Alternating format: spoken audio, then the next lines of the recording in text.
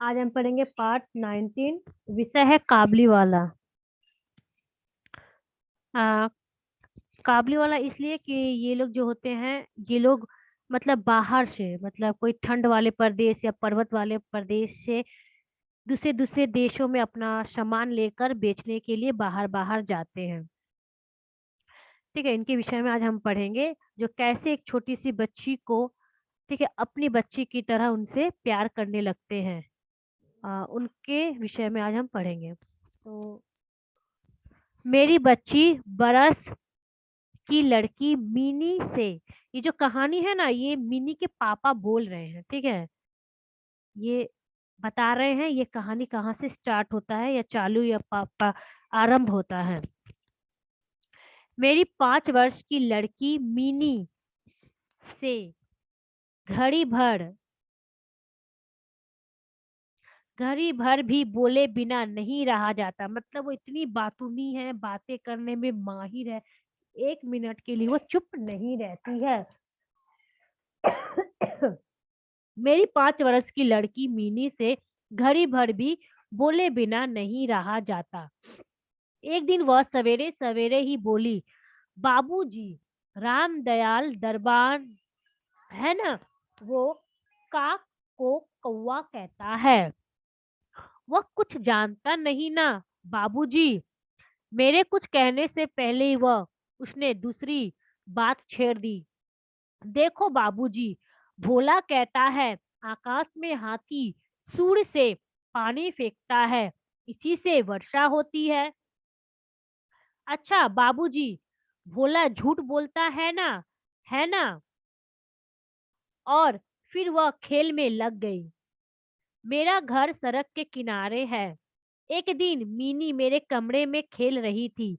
अचानक वह खेल छोड़कर खिड़की के पास दौड़ी गई और बड़े जोर से चिल्लाने लगी, काबली वाले, ओ काबली वाले। कंधे पर मेवों की झोली लटकाए, हाथ में अंगूर की पिटारी लिए एक लंबा सा काबली वाला धीमी चाल से सड़क पर जा रहा था। जैसे ही वह मकान की ओर आने लगा, मिनी डरकर भीतर भाग गई। उसे डर लगा कि कहीं वह उसे पकड़ ना ले। उसने मन में यह बात बैठ गई कि काबली वाले की झोली के अंदर तलाश करने पर उसे उस जैसे और भी 2-4 बच्चे मिल सकते हैं। मतलब जो मिनी है वो क्या समझी, उसके झोले में क्या है, वो काबली वाले अपने बच्चों को पकड़ पकड़ कर अपनी झोली में भरकर ले जाते हैं। जो उसकी झोली पर उसके ही उम्र के बच्चे 2-4 मिल सकते हैं। इसी के कारण वो डर के क्या अपने घर की ओर भाग गई। काबली वाले ने मुस्कुराते हुए मुझे सलाम किया। मैंने उससे कुछ सौदा खरीदा। फिर वह बोला, बाबू साहब, आपकी लड़की कहाँ गई। मैंने मिनी का डर दूर करने के लिए उसे बुलवाया लिया बुलवा लिया। काबली वाले ने झोली से किशमिश और बादाम निकालकर मिनी को देना चाहा, पर उसने कुछ ना लिया। डरकर वह मेरे घुटनों से चिपट गई। काबली वाले से उसका पहला परिचय इस तरह हुआ। कुछ दिन बाद किसी जरूरी काम से मैं बाहर जा रहा था। देखा कि मिनी काबली वाले से खूब बातें कर रही है और काबली वाला मुस्कुराता हुआ सुन रहा है। मिनी की झोली किशमिश बादाम से भरी हुई थी। मैंने काबली वाले को अठन्नी देते हुए कहा, इसे यह सब क्यों दे दिया, अब मत देना। फिर मैं बाहर चला गया। कुछ देर बाद तक काबली वाला मिनी से बातें करता रहा। जाते समय वह अठन्नी मिनी की झोली में डालता गया। जब मैं घर लौटा तो देखा कि मिनी की माँ काबली वाले से अठन्नी लेने के कारण उस पर खूब गुस्सा हो रही है। काबली वाला प्रतिदिन आता रहा। उसने किशमिश बादाम देकर मिनी के छोटे से हृदय पर काफी अधिकार जमा लिया। दोनों में वही वही बातें होती और वे खूब हंसते। रहमत काबली वाले को देखते ही मेरी लड़की हंसती हुई पूछती, मतलब काबली वाले का क्या नाम था? रहमत। रहमत काबली वाले को देखते ही मेरी लड़की हंसती हुई पूछती, काबली वाले, ओ काबली वाले, तुम्हारे झोली में क्या है? रहमत हंसता हुआ कहता, हाथी। फिर वह मिनी से कहता, तुम ससुराल कब जाओगी? इस पर उल्टे रहमत से पूछती, तुम ससुराल कब जाओगे? रहमत अपना मोटा घूंसा तान कर कहता, हम ससुर ससुर को मारेगा। इस पर मिनी खूब हंसती। हर साल सर्दियों के अंत में काबली वाला अपने देश चला जाता। जाने से पहले वह सब लोगों से पैसा वसूल करने में लगा रहता। उसे घर घर घूमना पड़ता, मगर फिर भी प्रतिदिन वह मिनी से एक बार मिल जाता।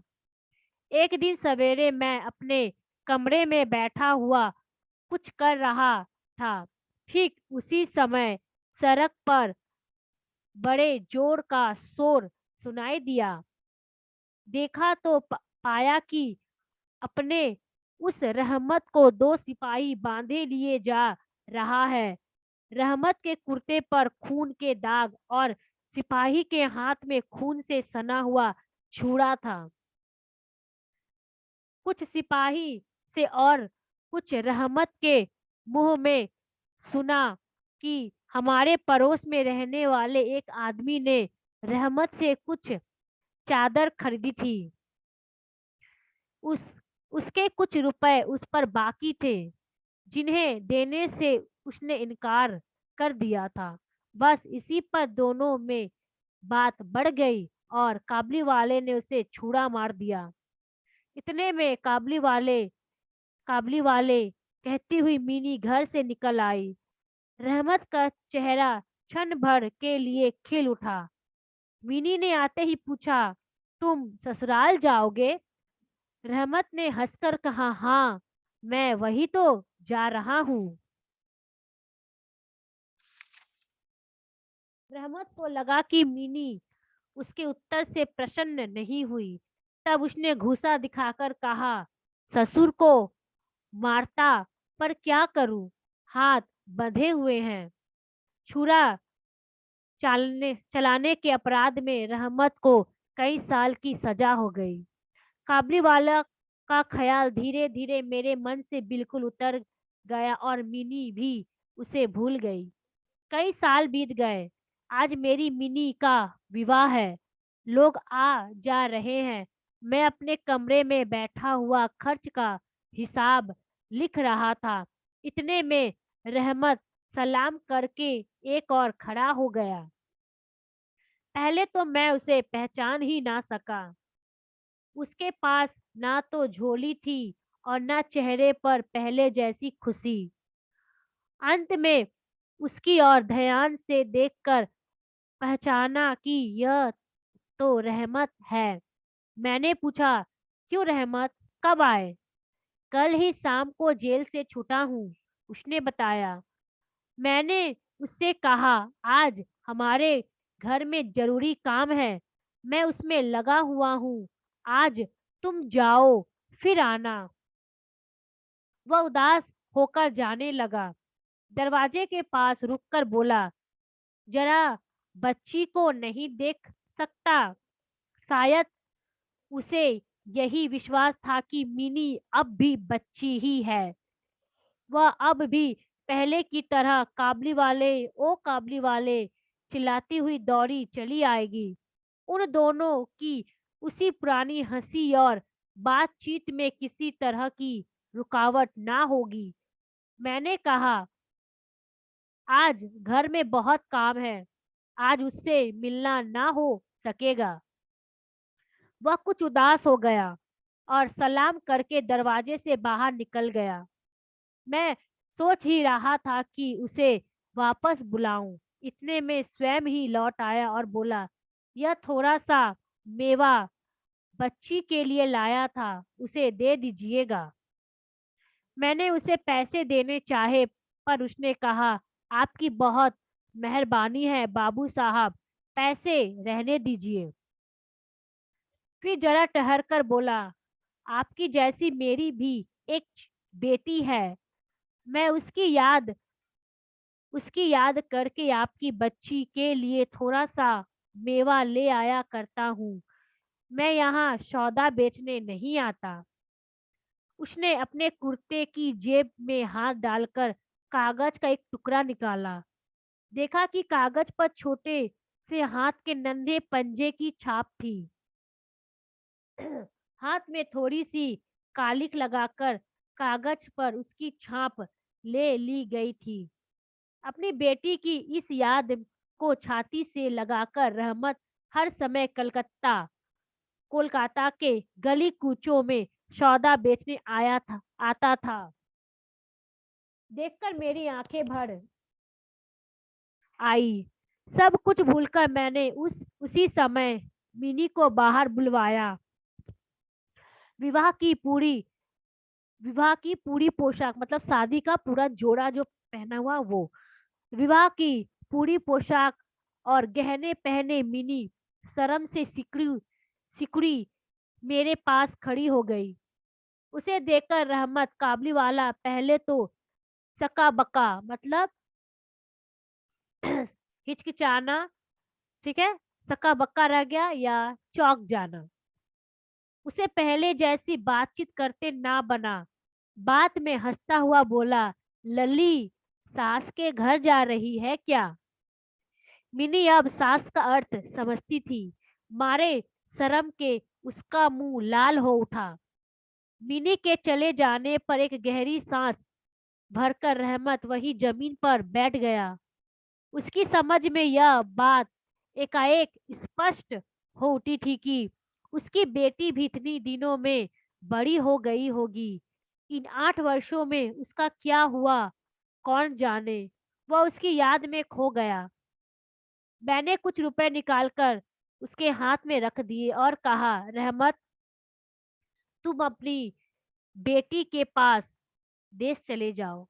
तो ये कहानी यहाँ समाप्त होती है। ये कहानी किसके द्वारा लिखी गई है? रविन्द्रनाथ टैगोर के द्वारा। उफ, बहुत दुख भरी कहानी है। अब हम शब्दार्थ पढ़ते हैं। सौदा, समान, परिचय, जान पहचान, इनकार, मना, कालिक, काली स्याही, सकबकाना, हिचकिचाना, अर्थ, मतलब, स्पष्ट, साफ। तो हमारा ये विषय यहीं पर समाप्त होता है, काबली वाला।